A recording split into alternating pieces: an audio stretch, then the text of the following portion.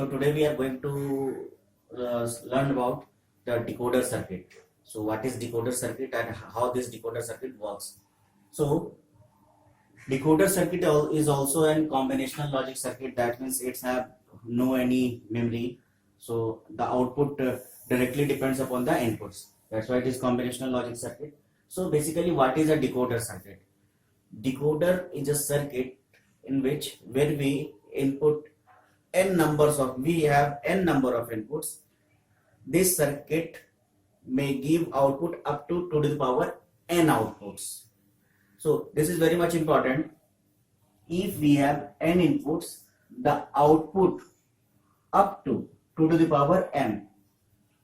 So when we see this block diagram, we have a decoder circuit. यहाँ पे आप देख रहे होंगे there are two inputs A and B and there are maximum 4 outputs, not more than 4, up to 4. ये 3 भी हो सकता है, ये 2 भी हो सकता है, इससे नीचे नहीं होगा. तो y मैक्सिमम 4 आउटपुट हो सकते हैं. अगर यही हमारे पास 3 इनपुट का डिकोडर होता, that means if we have 3 input decoder, तो वहां मैक्सिमम 8 आउटपुट हो सकते हैं. आउटपुट भी हो सकते हैं, 7 भी हो सकते हैं, 6 भी हो सकते हैं, 5 भी हो सकते हैं. इट इज अप टू जो इनपुट है, इनपुट से और maximum 2 to the power n तक आउटपुट हो सकते हैं. सो ये कोई फिक्स नहीं है कि अगर 2 इनपुट है तो उसके लिए 4 ही आउटपुट होगा, ऐसा कोई जरूरी नहीं है. वो मैक्सिमम 4 हो सकता है. अगर हमारे पास 3 इनपुट है तो वो मैक्सिमम 8 हो सकता है. ठीक है. So this is all about the decoder circuit. So when we try to understand a decoder circuit by a truth table, so by using this block diagram, we are trying to make a truth table for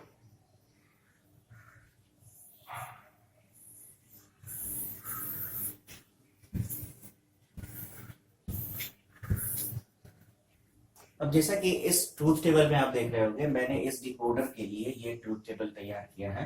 तो इस truth table में आप क्या दिख रहा है कि यहाँ पे हमारे पास 2 इनपुट है, एक है A और B और 4 आउटपुट्स हैं Y0, Y1, Y2 and Y3. Because up to maximum up to how much it will be up to 4 because we have 2 inputs. यहाँ पे हमने एक इनेबल रखा है. इनेबल इज बेसिकली ये सर्किट को ऑन करने की बात करता है कि सर्किट ऑन होगा तभी तो कोई टास्क परफॉर्म होगा. That this is enable. तो अभी यहाँ पे आप देखो कि जब इनेबल 0 है तो यहाँ पे कोई इनपुट नहीं है, और जब कोई इनपुट नहीं है तो ये सारे 0 है. अब यहाँ पे कंडीशन क्या है आप देखो थोड़ा सा.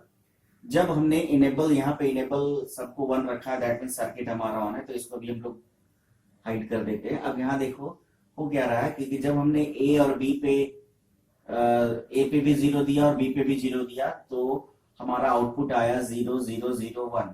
जब ए पे 0 दिया और बी पे 1 दिया तो 0 0 1 0. उस करस्पॉन्डिंग जब ए पे 1 है और बी पे 0 है तो आउटपुट क्या है 0 1 0 0. तो दिस इज द ये आउटपुट आप अकॉर्डिंगली आप अपने से सेलेक्ट कर सकते हो, या आप जैसा सर्किट चाहते हो उस तरीके से इस तरह का आप इनपुट के बदले आउटपुट डिसाइड कर सकते हो. तो ये चीजें मैं आपको बताऊंगा जब हम लोग 7 सेगमेंट डिकोडर की बात करेंगे, तो ये इनपुट और आउटपुट कैसे डिसाइड हो रहा है वहां पे हम लोग समझने की कोशिश करेंगे. फिलहाल हम यहाँ देखते हैं कि जो डिकोडर सर्किट है उसमें अगर n इनपुट है तो up to maximum 2 to the power n output हो सकते हैं. अब अगर इसकी हम लोग बात करें कि ये जो हमने ट्रूथ टेबल बनाया है इसका बेसिकली एक्सप्रेशन क्या होगा, फंक्शन क्या होगा, तो आप ध्यान दो. जब हम लोग बात करें y0 की, दिस इज आवर y0, तो y0 में क्या होगा, इनेबल तो 1 होना चाहिए, दैट मींस e तो होगा. तो मैं e को यहाँ पे नहीं लिख रहा हूं, जहां पे 1 है वो आप लिख सकते हो या नहीं भी लिख सकते हो, कोई उसमें इश्यू नहीं है.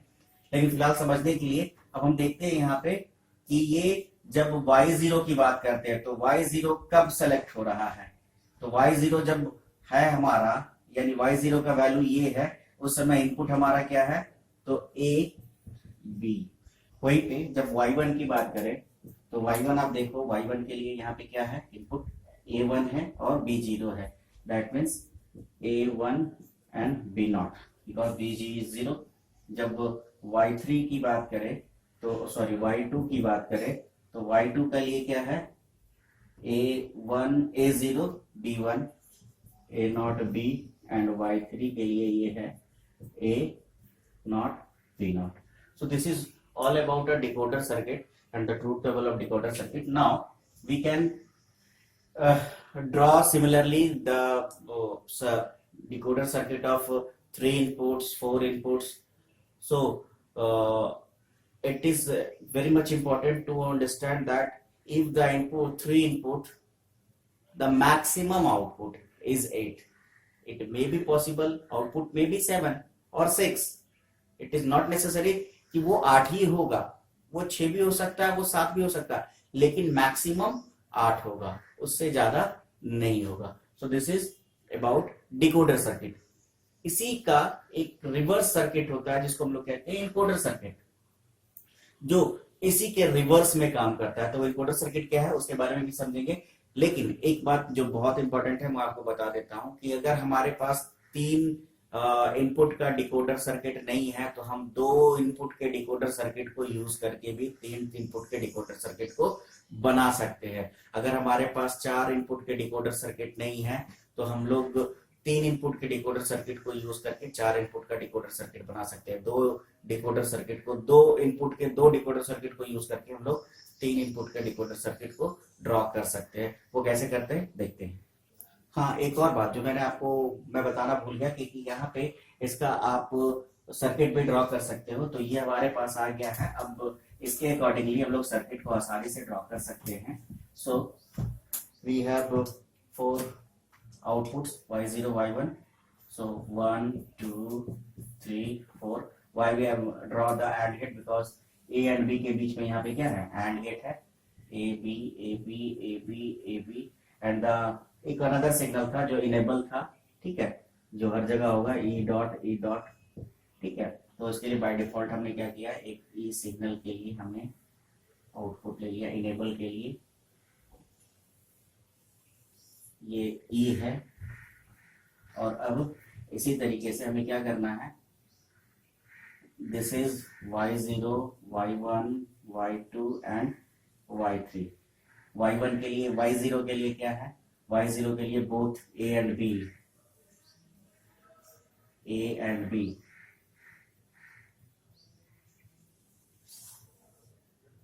This is a and this is b, okay. जब हम लोग y1 की बात करें तो b0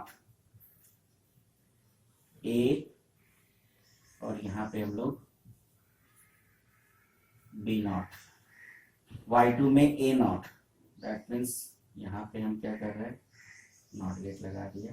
और जब y3 की बात करते हैं तो दोनों में नॉट गेट।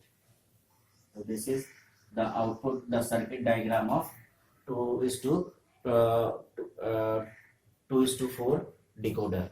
नाउ हम लोग अब 2 इनपुट के डिकोडर को यूज करके 8 आउटपुट के डिकोडर को 3 इनपुट का डिकोडर बनाने की कोशिश करेंगे।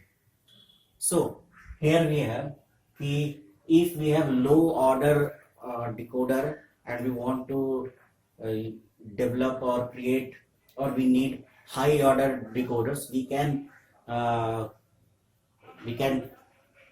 डेवलप और can create a high order decoder by using low order decoders. तो उसके लिए एक फॉर्मूला है कि आप कैसे, कितने डिकोडर्स की आपको जरूरत पड़ेगी।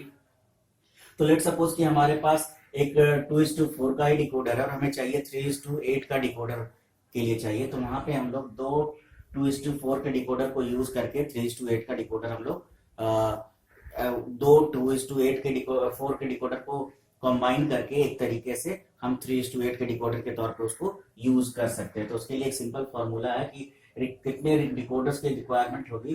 तो this is the M2 by M1 और M2 दैट मीन्स कि हमारे पास कितने अवेलेबल लो ऑर्डर के डिकोडर्स हैं और हमें चाहे रिक्वायर्ड कितना है, तो रिक्वायर्ड डिकोडर कितना चाहिए, तो we have 2:2, that means we have 4 8 and we need, so that's why it is 2।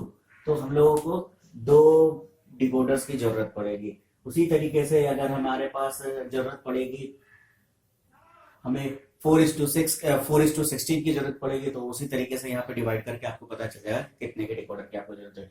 यहाँ पे सिंपली हमने कुछ नहीं किया है, जो इनेबल था, इनेबल हमने टेबल में आपको बताया था, उसी इनेबल को एक नॉट गेट के साथ दोनों को आप जोड़ दोगे और वही हमारा तीसरा इनपुट होगा। आप देख रहे हो A0 A1 दोनों के लिए है, और ये तीसरा इनपुट वो क्या है, जो इनेबल था उस इनेबल को हमने एक को नॉट गेट के साथ रखा, यानी अगर यहाँ पे आप 0 दोगे तो ये 1 होगा, ये तीसरे इनपुट की तरह काम करेगा और ये 0 ही रहेगा, और अगर यहाँ 0 दोगे तो ये 0 की तरह काम करेगा और ये 1 की तरह काम करेगा।